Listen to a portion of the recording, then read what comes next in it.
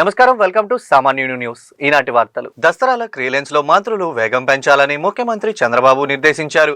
Files creation time report ను IT శాఖ కార్యదర్శి కాటమనేని భాస్కర్, మంత్రులు, కార్యదర్శులు, విభాగాధిపతుల సదస్సులో ప్రదర్శించారు. మంత్రులు డిబివి స్వామి, నిమ్మల ఫరూక్ 2 రోజులు, చంద్రబాబు, లోకేష్, నారాయణ, బీసీ జనార్దన్ రెడ్డి, నారాయణ, సత్యకుమార్, దుర్గేష్ 3 రోజుల సమయం తీసుకుంటున్నారు.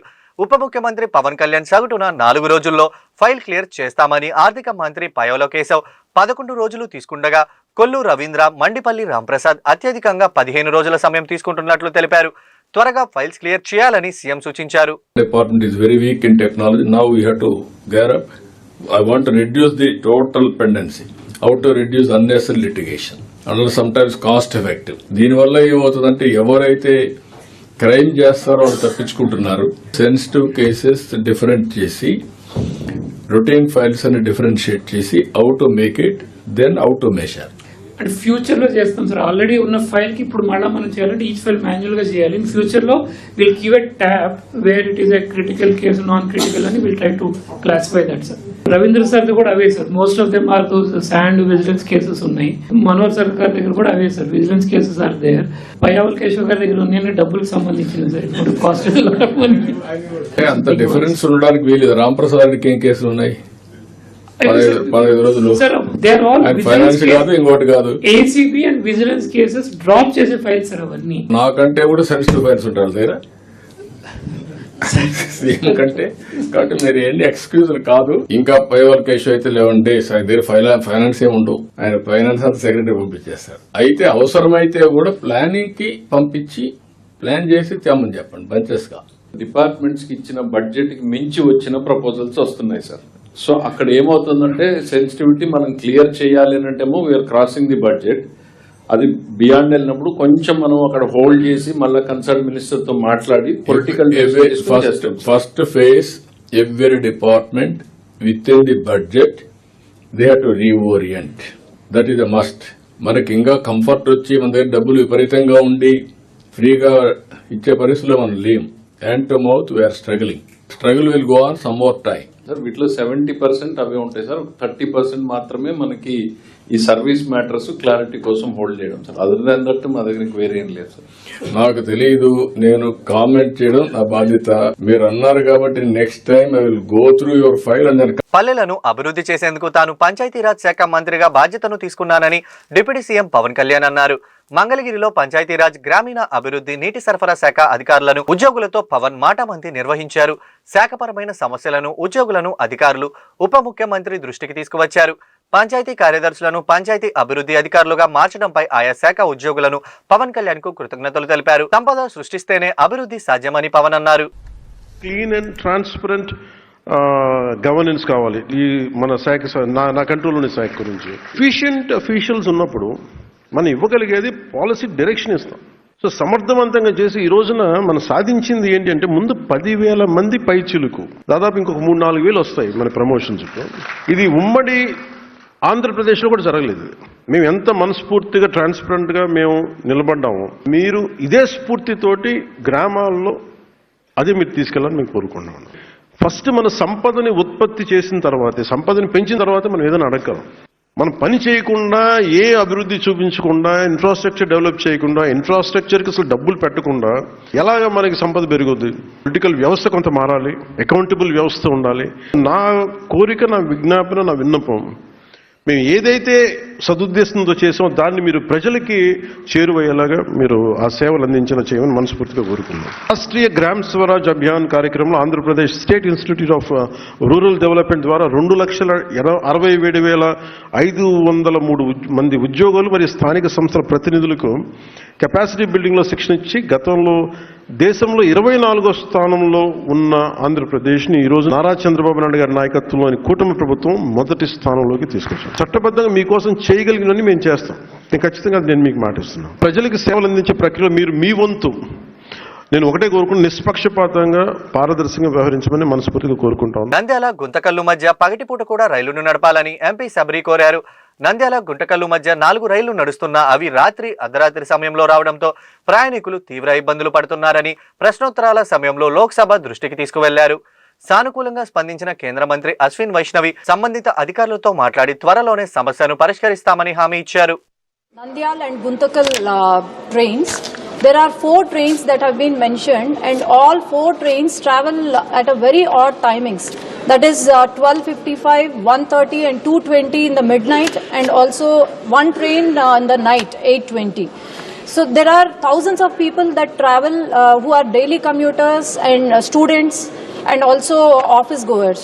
Sir, through you, I would request the Honorable Minister to kindly provide a daily memo train or a passenger train, which is very beneficial to this route, sir.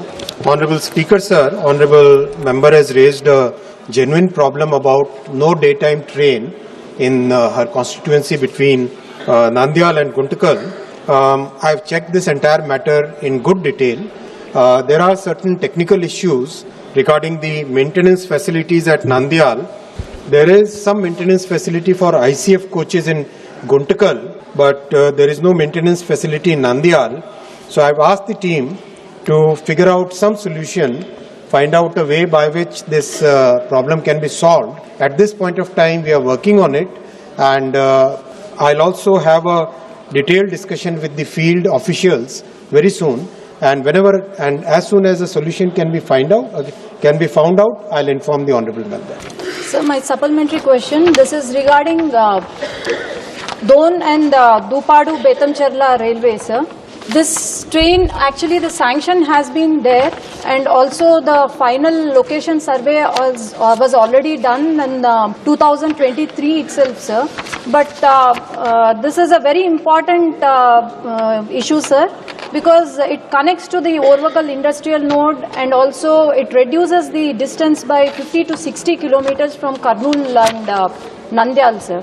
But the DPR and also allocation of funds is still pending, sir. So I request you to look into the matter. Thank you. I've noted the point that honorable MP has raised, sir. I'll get the details of that project and inform her. సమాజంలో ప్రతి ఒక్కరికి మానవత్వం ఉండాలని, అది భవిష్యత్ తరానికి ఎంతో దోహదపడుతుందని హోంమంత్రి అనిత అన్నారు. విజయవాడలోని గురునానక్ కాలనీలో ఎన్ఏసీ కళ్యాణ మండపంలో round table India Vijayawada ladies circle ఆధ్వర్యంలో నిర్వహించిన డ్యాన్స్ బోలా 2.0 కార్యక్రమంలో అనిత పాల్గొన్నారు. కోదాడ సమీపంలోని మేళా చెరువు గ్రామంలో మహాత్మా గాంధీ కస్తూరిబా ప్రభుత్వ పాఠశాలలో 6 తరగతి గదులను నిర్మాణానికి 45 లక్షల రూపాయల నిధులు సేకరణ నిమిత్తం ఈ కార్యక్రమాన్ని చేపట్టారు.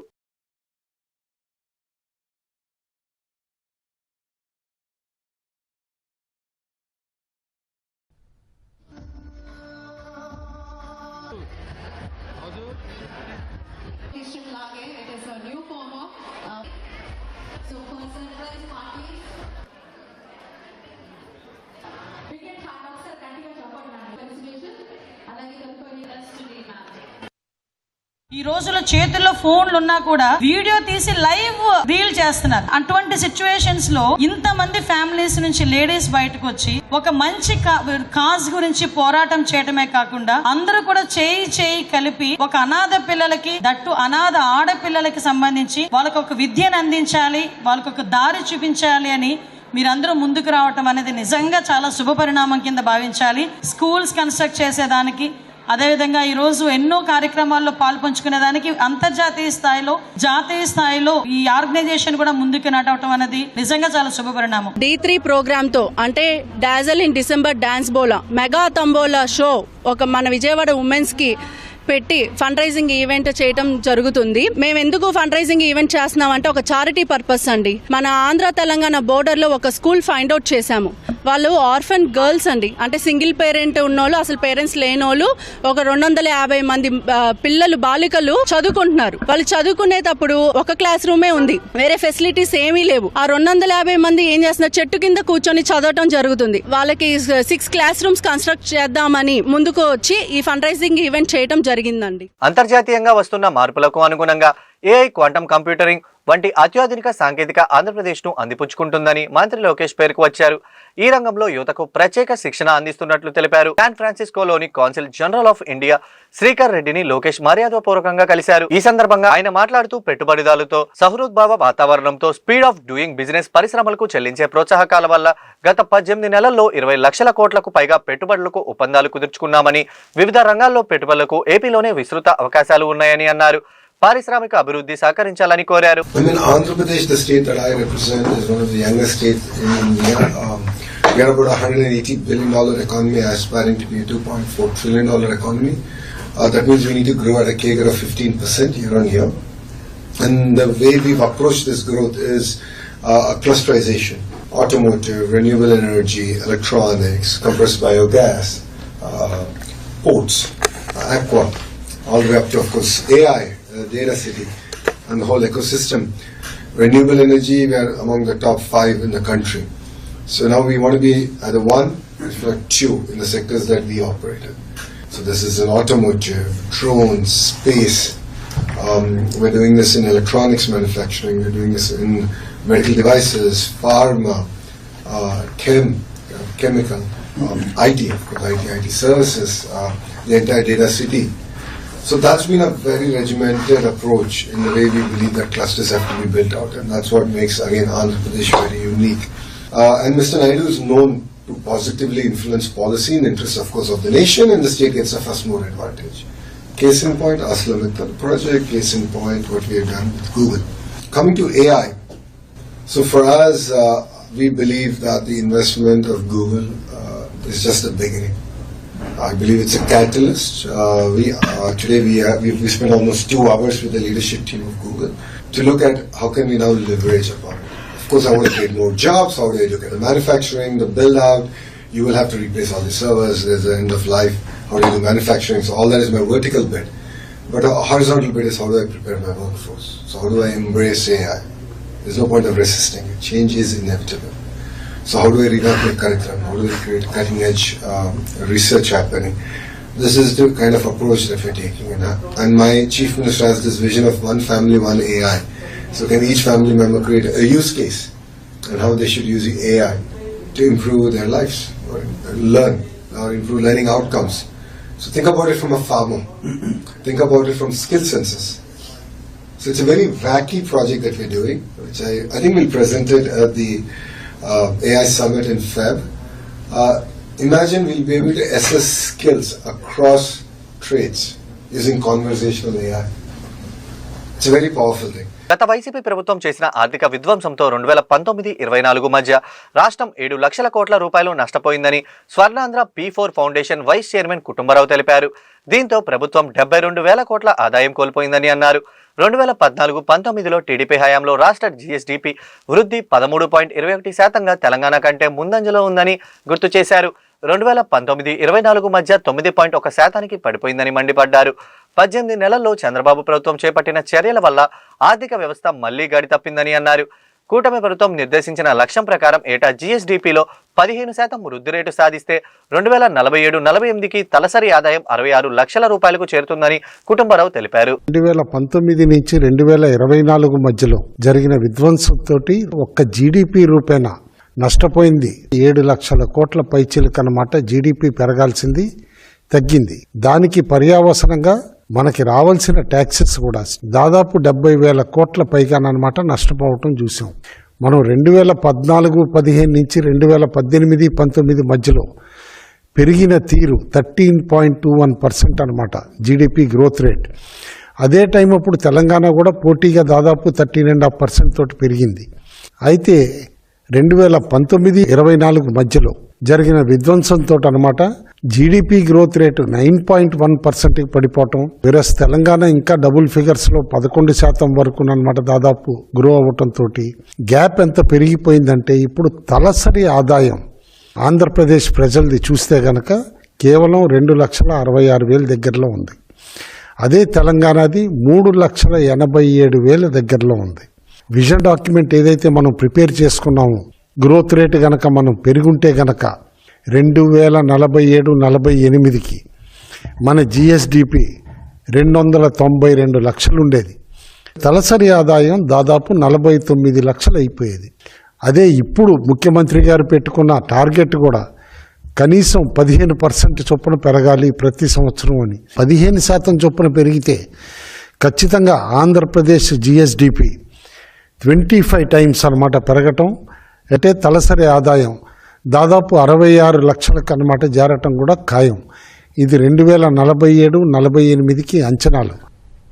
నీతికి, నిజాయితీకి, నైతిక విలువలకు నిలువెత్తు రూపం కమ్యూనిస్టు ఉద్యమం వ్యాప్తి కోసం నిరంతరం శ్రమించిన అమరజీవి కామ్రేడ్ జీవి కృష్ణారావు అని Andhra Pradesh state council supply corporation హవాలీ వర్కర్స్ యూనియన్ నగర అధ్యక్షుడు రావుల అంజిబాబు పేర్కొన్నారు. నగర ముఠా కార్మిక సంఘం సివిల్ సప్లై యూనియన్ ఆధ్వర్యంలో కామ్రేడ్ జీవి కృష్ణారావు 94వ వర్ధంతి సందర్భంగా సంగడిగుంట ఎట్కూర్ రోడ్లోని రేగుల రాఘవయ్య భవన్లో ఆయన విగ్రహానికి పూలమాలలు వేసి ఘనంగా నివాళులర్పించారు. ఈ సందర్భంగా ఏఐటియుసి నగర అధ్యక్షుడు రావుల అంజిబాబు మాట్లాడుతూ అసంఘటిత రంగాల్లో పనిచేసే కార్మికుల కోసం తన జీవితాన్ని త్యాగం చేశారని కొనియాడారు. కార్మిక సంక్షేమ బోర్డు ఏర్పాటు కోసం, వారి సంక్షేమం కోసం ఆయన చేసిన కృషి ఎనలేనిదని అన్నారు. గత ప్రభుత్వం చేసిన కార్మిక వ్యతిరేక విధానాలపై పోరాటం చేసిన జీవి కృష్ణారావు మాకు ఆదర్శనీయమని, ఆయన స్ఫూర్తితో ఉద్యమాలను కొనసాగిస్తామని తెలిపారు.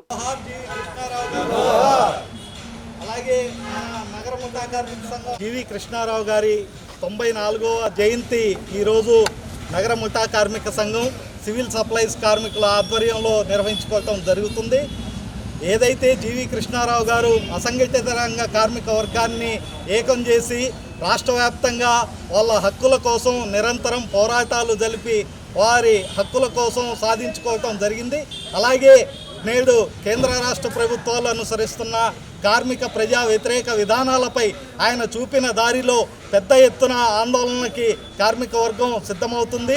44 చట్టాలను రద్దు చేసి 4 లేబర్ కోడ్లుగా మార్చి బడా కార్పొరేట్ కంపెనీలకు అనుకూలంగా కార్మిక వర్గాన్ని నిత్యం 24 గంటల పనిచేసే విధంగా ఈ కార్మిక చట్టాలు, కోడ్లు రూపొందించడం కేంద్ర రాష్ట్ర ప్రభుత్వాలు తయారు చేస్తున్నాయి. దానికి వ్యతిరేకంగా జరిగే పోరాటం ఆయనకి అంకితంగా కార్మిక వర్గం పెద్ద ఎత్తున పోరాటాలు నిర్వహించడానికి సంసిద్ధంగా ఉందని తెలియజేస్తున్నాం. నా పేరు అంశెట్టి శివ, జీవీకే టెస్ట్ కన్వీనర్ని.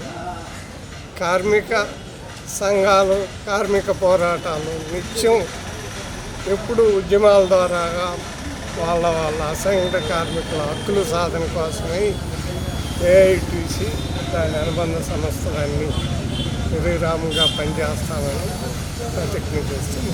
మెడికల్ కాలేజీల ప్రైవేటీకరణకు వ్యతిరేకంగా గుంటూరు తూర్పు నియోజకవర్గంలో చేపట్టిన సంతకాల సేకరణ ముగిసింది.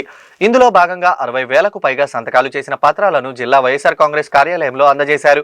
ఈ సందర్భంగా మాజీ ఎమ్మెల్యే మొహమ్మద్ ముస్తఫా నివాసం నుండి నగరంలో భారీగా ప్రదర్శన చేపట్టారు. వైఎస్ఆర్సీపీ నగర అధ్యక్షురాలు నూరి ఫాతిమా ఆధ్వర్యంలో పార్టీ జిల్లా కార్యాలయానికి చేరుకున్నారు.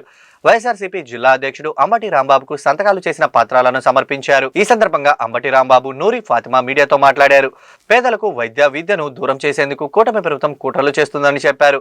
ప్రైవేటు వ్యక్తులు ప్రభుత్వ మెడికల్ కాలేజీలను తీసుకుంటే చిక్కుల్లో పడతాయని హెచ్చరించారు. జగన్ మళ్లీ ముఖ్యమంత్రి అయిన వెంటనే ఆ ప్రక్రియను రద్దు చేయడం జరుగుతుందని స్పష్టం చేశారు. పేద మధ్యతరగతి వర్గాలకు విద్యను అందించడమే లక్ష్యంగా వైసీపీ పాలన ఉంటుందని వెల్లడించారు. వ్యాప్తంగా మెడికల్ కాలేజీల ప్రైవేటీకరణకు వ్యతిరేకంగా జరుగుతున్న ఉద్యమంలో సంతకాల సేకరణ అనే ఒక ఉద్యమాన్ని వైఎస్ఆర్ కాంగ్రెస్ పార్టీ తలపెట్టింది.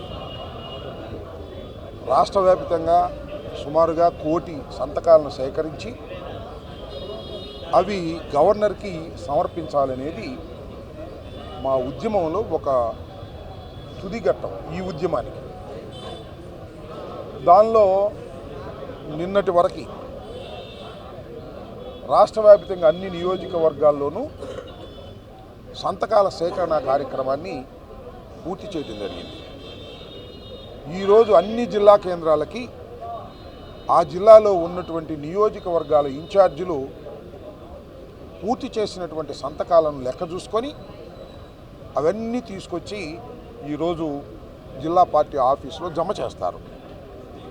ఆ తర్వాత 15వ తారీఖున జిల్లా పార్టీ ఆఫీసు నుంచి కేంద్ర పార్టీ ఆఫీస్కి జిల్లా హెడ్ క్వార్టర్లో సమీకరించబడినటువంటి సంతకాల సేకరణ కార్యక్రమంలో ఉన్నటువంటి అన్నిటినీ కూడా తీసుకువెళ్ళి తాడేపల్లిలో సెంట్రల్ ఆఫీస్లో భద్రపరచడం జరుగుతుంది. 17వ తారీఖున రాష్ట్ర మాజీ ముఖ్యమంత్రి వైఎస్ఆర్ కాంగ్రెస్ పార్టీ అధ్యక్షులు జగన్మోహన్ రెడ్డి గారి గవర్నర్తో కలిసి ఈ సేకరించిన అన్ని నియోజకవర్గాల నుంచి వచ్చినటువంటి ఈ సంతకాల పత్రాలను గవర్నర్కు సమర్పించడం జరుగుతుంది. ఇది టోటల్గా ఉన్నటువంటి షెడ్యూల్. దానిలో తొలి ఘట్టం ఇవాళ ఒక ఘట్టం అయిపోయింది. రెండవ ఘట్టం సంతకాల సేకరణ కార్యక్రమం నిన్నటితో ముగిసింది. ఇవాళ గుంటూరు జిల్లాలో తొలిగా గుంటూరు 1 నియోజకవర్గం నుంచి నూరి ఫాతిమా గారు ఊరేగింపుగా ఆమె సేకరించినటువంటి 60,000 సంతకాలని బండిస్ రూపంలో తీసుకొచ్చి ఇక్కడ సబ్మిట్ చేయడం జరిగింది. ఇది మొదటి నియోజకవర్గం. ఇంకా 6 నియోజకవర్గాల నుంచి రావాల్సి ఉన్నాయి. సాయంత్రం లోపల 6 నియోజకవర్గాల నుంచి కూడా ఈ సేకరించిన సంతకాలన్నీ కూడా ఇక్కడికి రావటం, అవన్నీ పెట్టెల్లో భద్రపరచడం, వాటన్నిటిని ఒక రూమ్లో మేము భద్రపరచడం జరుగుతుంది. మేము చేసినటువంటి సంతకాలన్నీ కూడా డిజిటలైజేషన్ చేస్తున్నాము. అంటే నేను ఒక సంతకం పెట్టి అంబటి రాంబాబు సంతకం కింద నా ఫోన్ నెంబరు ఇస్తున్నాం కదా, వీటన్నిటినీ కూడా డిజిటలైజేషన్ చేస్తున్నాం. ఒక్కో నియోజకవర్గం నుంచి మినిమం 60,000 వస్తే 60,000 కూడా డిజిటలైజేషన్ చేసి మా దగ్గర ఒక లిస్ట్ పెట్టుకుంటాం. వందనాలు. ఈరోజు గుంటూరు తూర్పు నియోజకవర్గం నుంచి 1,000,000 సంతకాల సేకరణ కార్యక్రమం ర్యాలీగా జిల్లా కేంద్ర కార్యాలయానికి రావడం జరిగింది.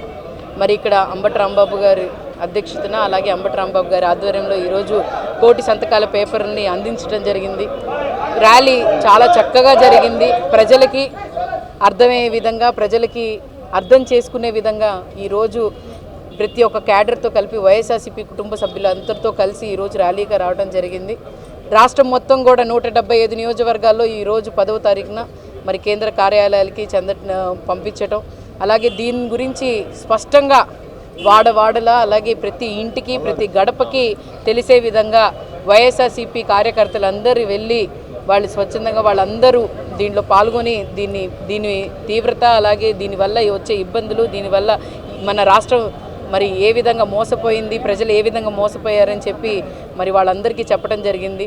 దీనివల్ల ఈరోజు మరి కౌంట్ డౌన్ స్టార్ట్ అయింది ఎప్పటి నుంచో. ఎందుకంటే పథకాలు సూపర్ 6 అని చెప్పి దాన్ని ఫట్టు చేసి ఈరోజు మళ్ళీ ఇవ్వలేని హామీలు, ఈ రాష్ట్రాన్ని మోసం చేస్తారని చెప్పి వాళ్ళ అబద్ధపు హామీల వల్ల ఈరోజు రాష్ట్ర ప్రజలు మోసపోయారని చెప్పి వాళ్ళందరూ అర్థం చేసుకుంటున్నారు. ఈ 1,000,000 సంతకాల సేకరణ చూసే భయం పట్టుకొని ఉంటుంది ఒక్కొక్క మరి టీడీపీ కానీ, జనసేన కానీ, బీజేపీకి కానీ ఉన్న నాయకులందరికీ ఏ విధంగా రాష్ట్రంలో ప్రజలు ఏ విధంగా మారారు అని చెప్పి. ఖచ్చితంగా కౌంట్ డౌన్ స్టార్ట్ అయింది. 2029లో ఆ కౌంట్ డౌన్ని లెక్కగా మీరు అనుకున్నట్టుగా మీరు ఏమనుకున్నారంటే మేము మళ్ళీ గెలుస్తాం, మేము పథకాలు ఇస్తున్నాం, మేము ఏదో చేసేస్తున్నాం, రాష్ట్రాన్ని అభివృద్ధి తీసుకొని వస్తున్నాం అని చెప్పిన మాటలన్నిటికీ, అబద్ధపు మాటలన్నిటికీ ఆన్సర్ చెప్పే సమయం కొంచెం ముందుగానే ఉంటుంది మీకు. ఖచ్చితంగా కౌంట్ డౌన్ ఇక్కడి నుంచి స్టార్ట్ అయింది కాబట్టి మరి తూర్పు నియోజకవర్గం నుంచి మా కార్యకర్తలు, మా నాయకులు, వైఎస్ఆర్సీపీ కుటుంబ సభ్యులందరూ ర్యాలీగా రావడం చాలా సంతోషంగా ఉంది. దీనిలో పాల్గొన్న ప్రతి వార్తలు ఇంతటితో సమాప్తం. తిరిగి మరో బులెటిన్లో మళ్ళీ కలుద్దాం. నమస్కారం.